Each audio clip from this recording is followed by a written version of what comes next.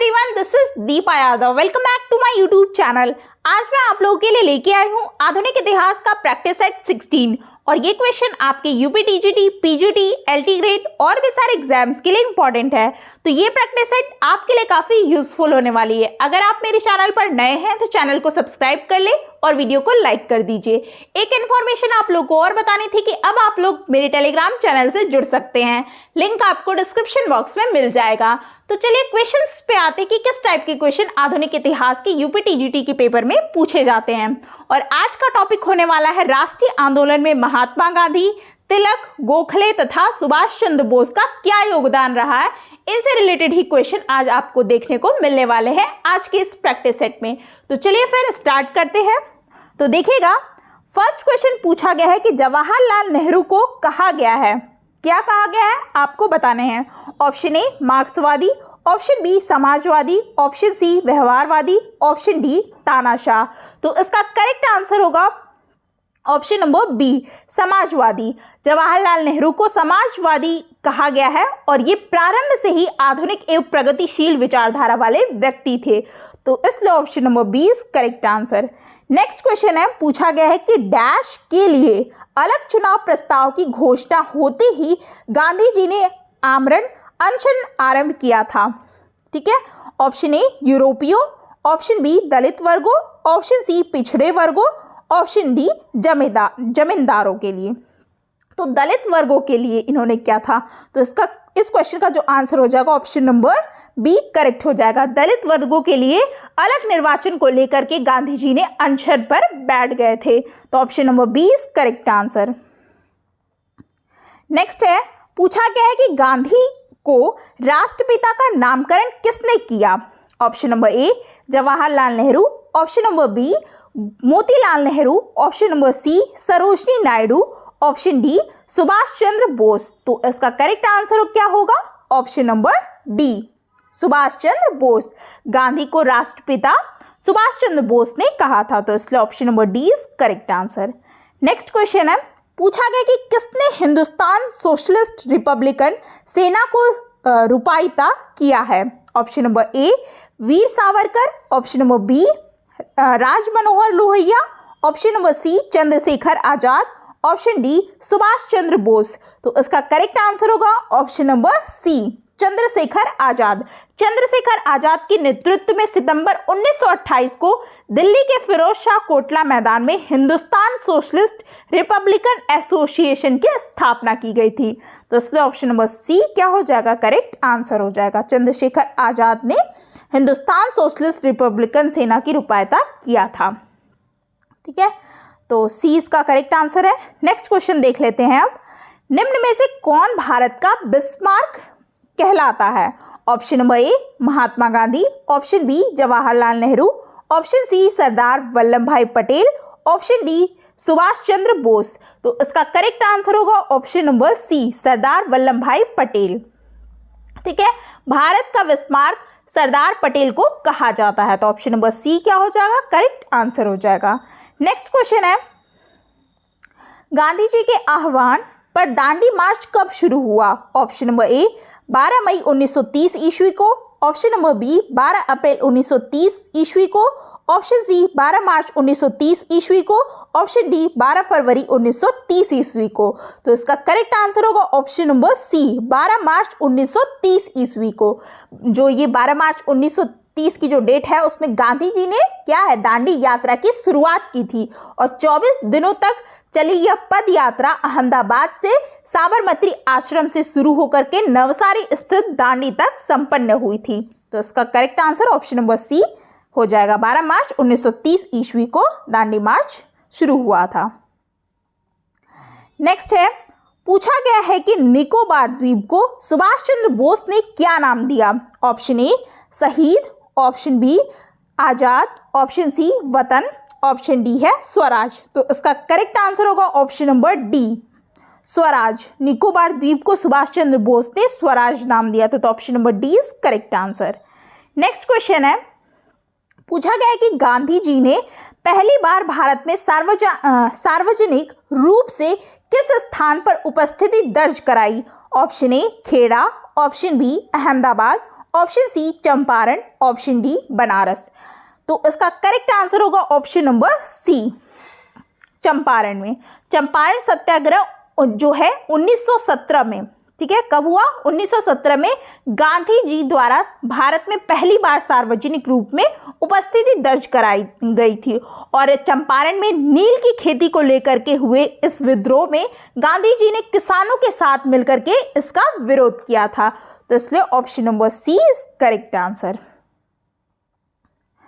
Next question है, पूछा गया कि कांग्रेस से निकलने के बाद 1939 में नेताजी सुभाष चंद्र बोस द्वारा स्थापित दल मतलब कि पार्टी का नाम बताइए। उस पार्टी का नाम क्या है? Option number A Indian revolutionary लोग, option B Azad Hind Fauj, option C Forward Bloc, option D है इंडियन फ्रीडम लीग। तो इसका करेक्ट आंसर होगा option number C, Forward Bloc. March 1939 मतलब कि 1939 में कांग्रेस के त्रिपुरी अधिवेशन में सुभाष चंद्र बोस इस्तीफा देने के बाद 1939 में फॉरवर्ड ब्लॉक की स्थापना की थी। तो option number C is correct answer. Next है, पूछा गया कि गांधी जी वर्धा सेवा ग्राम कब चले गए? Option number A 1915, option number B 1926, option C 1927, option D 1936। तो इसका करेक्ट आंसर होगा ऑप्शन नंबर डी 1936 में, ठीक है। तो ऑप्शन नंबर डी इसका करेक्ट आंसर है। नेक्स्ट है, पूछा गया है, ये तो फेवरेट क्वेश्चन है, हर एग्जाम में पूछा ही जाता है और हम लोग बचपन से भी पढ़ते आ रहे हैं। स्वराज मेरा जन्मसिद्ध अधिकार है और मैं इसे लेकर रहूंगा, निम्नलिखित में से किसने कहा था? ये आपको बताना है। ऑप्शन ए एनी बेसेंट ने, option number B Gopal Krishna Gokhale ने, ऑप्शन सी लाला लाजपत राय ने, ऑप्शन डी लोकमान्य तिलक ने। तो इसका करेक्ट आंसर क्या होगा ये आप लोग अभी तुरंत कमेंट बॉक्स में बताएंगे। मेरे बताने से पहले आप लोग के आंसर आ जाने चाहिए क्योंकि ये पढ़े हुए क्वेश्चन है, कहीं ना कहीं आप लोग पढ़े ही होंगे। तो इसका करेक्ट आंसर क्या होगा? ऑप्शन नंबर डी होगा, लोकमान्य तिलक ने ऐसा कहा था कि स्वराज मेरा जन्मसिद्ध अधिकार है और इसे मैं ले करके रहूंगा, ठीक है। तो ऑप्शन नंबर डी करेक्ट है। नेक्स्ट क्वेश्चन है, तीन कठिया ब्रिटिश भारत में क्या थी? ऑप्शन नंबर ए जहां किसान 3:20 हिस्सा मतलब 3/20 और हिस्सा जमीन पर नील की खेती करने को बाध्य था। और ऑप्शन नंबर बी था कि 3 प्रकार की मिट्टी, ऑप्शन सी 3 प्रकार की फसलें, ऑप्शन डी है 3 प्रकार की ऋतुएं। तो इसका करेक्ट आंसर जो होगा ना ऑप्शन नंबर ए होगा, जहां किसान 3/20 हिस्सा जो जमीन पर क्या है नील की खेती करने को बाध्य था। तो समझिए इसको कि चंपारण में ही किसानों ने 3/20 हिस्सा जो है 3/20वां जो हिस्सा है जमीन पर नील की खेती करने में बाध्य किया था, जिसे 3 कठिया कहा जाता था। और गांधी जी ने ही चंपारण से ही अपने आंदोलन की शुरुआत की थी, जो पूरी तरह से ये क्या है सफल भी रहा था। तो इसलिए इस क्वेश्चन का जो आंसर हो जाएगा ऑप्शन नंबर ए करेक्ट हो जाएगा। नेक्स्ट है, पूछा गया कि निम्नलिखित में से किसको सीमांत गांधी कहा जाता है? ये क्वेश्चंस भी काफी बार पूछे जा चुके हैं, ये पीजीटी 2016 में भी पूछा गया है, ठीक है, पीजीटी का ये क्वेश्चंस है। तो देखिएगा ऑप्शंस है Jinnah, option B Liaquat Ali, option C Syed Ahmad, option D Khan Abdul Ghaffar Khan. तो इसका करेक्ट आंसर होगा option number D, Khan Abdul Ghaffar Khan को सीमांत गांधी कहा जाता है।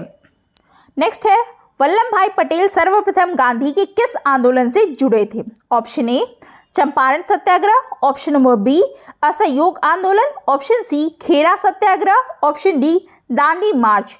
तो इसका करेक्ट आंसर होगा option number C, Kheda Satyagraha से ये जुड़े हुए थे, ठीक है। वल्लभ भाई पटेल सर्वप्रथम गांधी के खेड़ा सत्याग्रह आंदोलन से जुड़े हुए, तो option number C is correct answer. Next देखिएगा आप, पूछा गया कि महात्मा गांधी द्वारा स्थापित हरिजन संघ के संस्थापक अध्यक्ष कौन थे? ठीक है, और इसके ऑप्शंस हैं, ऑप्शन ए है Mahadev Desai, option B Ghanshyam Das Birla, option C Amritlal Thakkar, option D BR Ambedkar. तो इसका करेक्ट आंसर होगा option number B Ghanshyam Das Birla, ठीक है। महात्मा गांधी द्वारा स्थापित हरिजन संघ के संस्थापक अध्यक्ष जो घनश्याम दास बिरला थे। तो option number 20 correct answer. Next question है, पूछा गया कि महात्मा गांधी ने केवल एक बार कांग्रेस की किस वार्षिक अधिवेशन की अध्यक्षता की थी, ये आपको बताना है। ऑप्शन ए है Kakinada 1923, option number B Belgaum 1924, option C Kanpur 1925, option number D Guwahati 1926। तो इसका करेक्ट आंसर होगा option number B Belgaum 1924। Mahatma Gandhi ने केवल एक बार कांग्रेस के बेलगांव अधिवेशन की अध्यक्षता 1924 में की थी। तो option number 20 correct answer.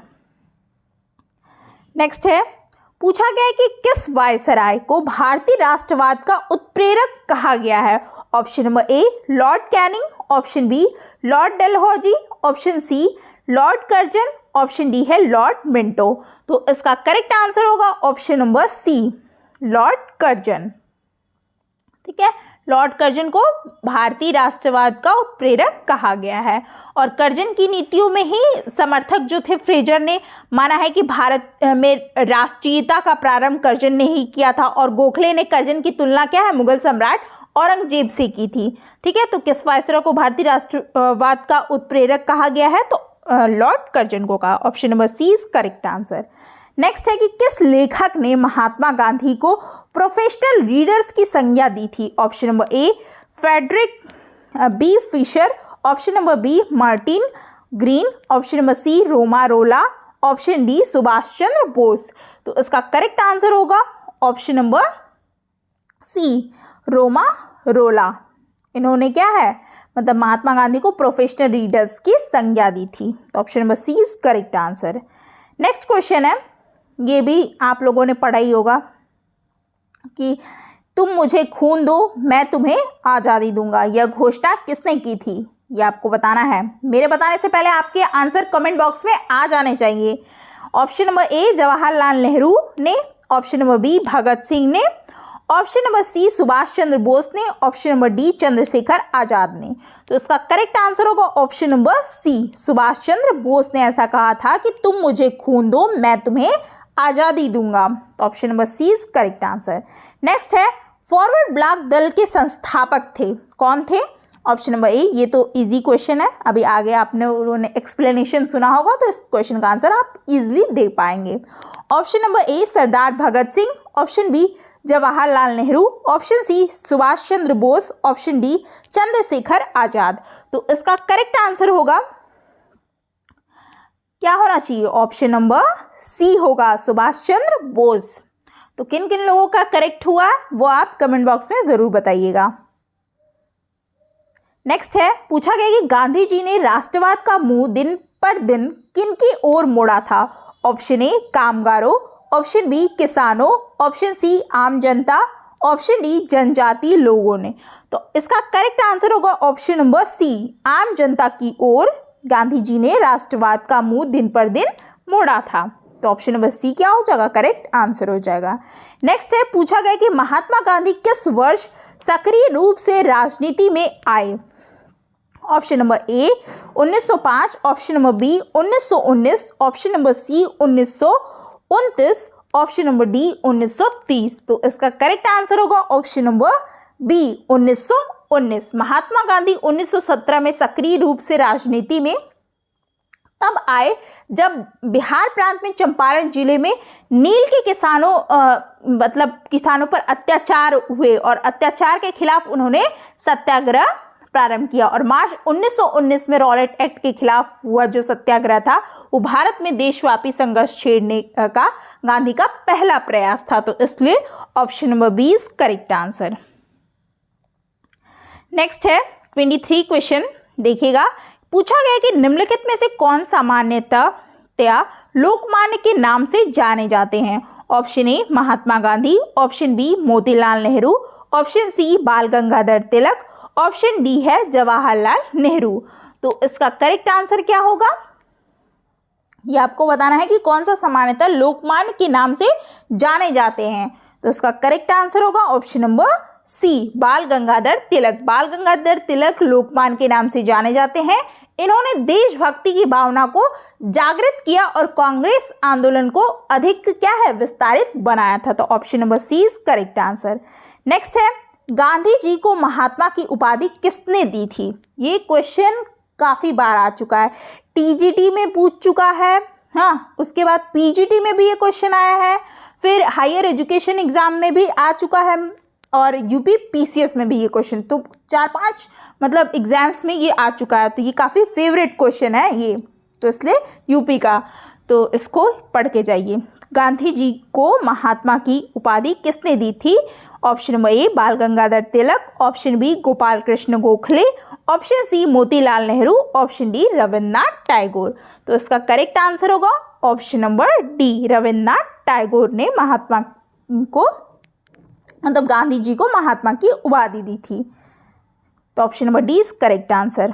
Next है, पूछा गया कि किस आंदोलन के दौरान मोहनदास करमचंद गांधी नामक नए नेता ने राष्ट्रीय आंदोलन की बागडोर संभाली? तो इसका जो ऑप्शंस है, option A Rowlatt Satyagraha, option B Champaran Satyagraha, option C Bardoli Satyagraha, option D Khilafat आंदोलन। तो इसका जो करेक्ट आंसर होगा ऑप्शन नंबर ए होगा रॉलेट सत्याग्रह।